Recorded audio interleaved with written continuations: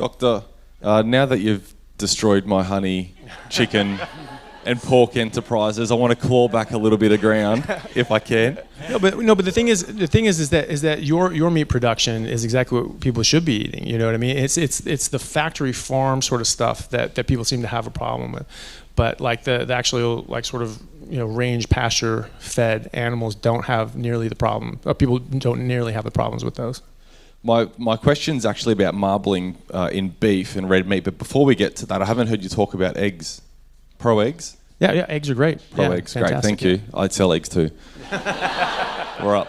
Now, so I get asked about when I do my tours, and I've caused a little bit of trouble on Instagram with Dr. Pran Yoga Nathan dumping on the Wagyu crew, and I get asked about it all the time. So I'd love to hear your opinion. Intramuscular fat in red meat, marbling. It's been a big marketing push.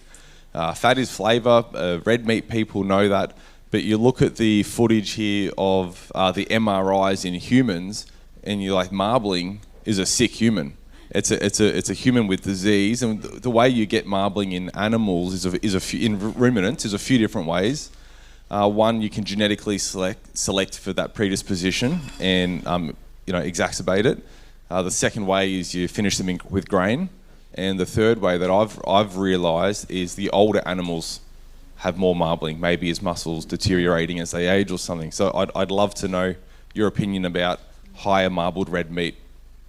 Yeah, well, certainly the ones that are marbled in such a way that you're causing them to be metabolically sick, I don't think is a great idea. Now, if we're talking about the difference between having a Wagyu steak or a marbled steak and a carrot, like I would say go for the Wagyu steak. It's going to have a lot of the nutrients that you need. People do very well on them, but it's not nearly as good as like grass-fed, especially like the regeneratively raised sorts of things. I mean, I'm not doing this as a commercial plug. It's just a fact.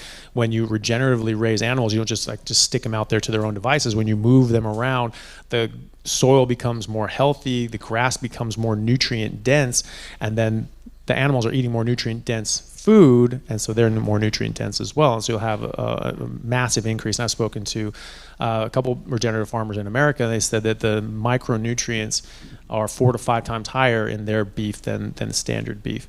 And so it makes an objective difference. So another objective difference is that when you grain finish a cow and get that marbling, that you lose out on some of the omega-3s. And so there was a study that suggested that after about 3 months in a feedlot, beef lost all of its omega-3s, and it was only omega-6s after that. So you need DHA and EPA, you need specific omega-3s. ALA doesn't cut it. And so, you do need to get this from your meat. So if you're only eating, grain finished beef, then you probably need an omega-3 source. On top of that, some people have problems with folate. Most people don't, but some people have like MTHFR gene, and they don't process folate properly. So you need a bit more. So adding in a bit of liver or something like that is important for those people. Most people don't need it, but yeah, there's definitely a difference when you're marbling these things, because you're making them metabolically sick. This is a sick cow. Dr. Sean O'Mara, who Dr. Culhane mentioned, he won't eat that. He won't eat grain finished beef. He's like, that's meat from a sick cow. I'm not going to eat it. But I think of it sort of as like the Olympics, So silver medalists being the grain finished, lost to the gold medalists, right?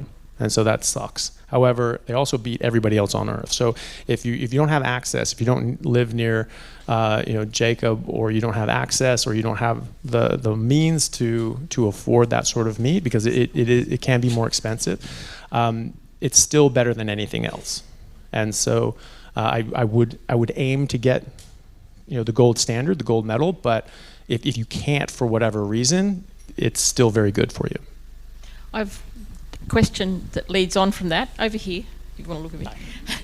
I was out at Jake's yesterday getting my beet and my steak, and I looked at one that was marbled a little bit and one that wasn't.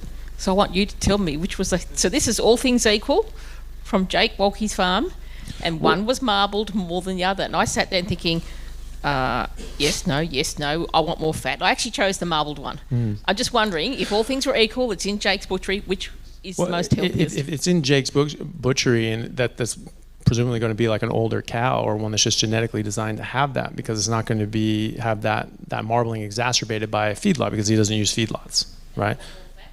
Should be fine. Yeah. Good. And older cows are amazing.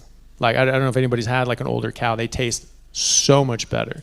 And yes, fat is flavor, but generally older, grass-fed finished cows, they're leaner. They have more subcutaneous fat potentially, but they don't have the intramuscular fat. They taste amazing, and they have much more beefy, rich flavor. That's absolutely fantastic. So if people haven't tried those and can get their hands on it, I highly recommend it. It's also going to have a higher concentration of nutrients. Just have more time to lay down and enrich their own tissue with nutrients. So it's better for you too.